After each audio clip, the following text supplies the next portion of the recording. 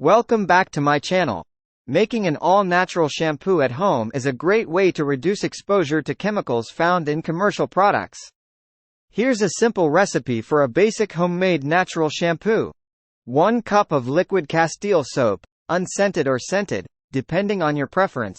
1 cup of distilled water. 1 tablespoon of carrier oil, such as olive oil, coconut oil, or almond oil. 10 to 20 drops of essential oil, optional, for fragrance and additional benefits. 1. In a mixing bowl, combine the liquid Castile soap and distilled water. 2. Add the carrier oil of your choice to the mixture. This will help nourish and moisturize your hair. 3. If desired, add 10 to 20 drops of your favorite essential oil. Essential oils not only add fragrance but can also provide additional benefits for your hair and scalp.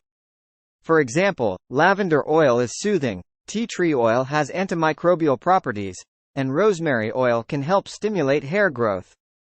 4. Stir the ingredients thoroughly to ensure they are well combined. 5. Transfer the mixture to a clean, empty shampoo bottle or container. 6. Your homemade natural shampoo is now ready to use.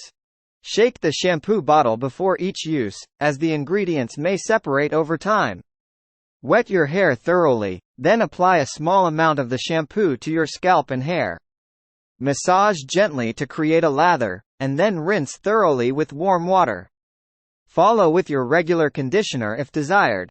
It's worth noting that homemade shampoos may have a different consistency and lathering ability compared to commercial shampoos.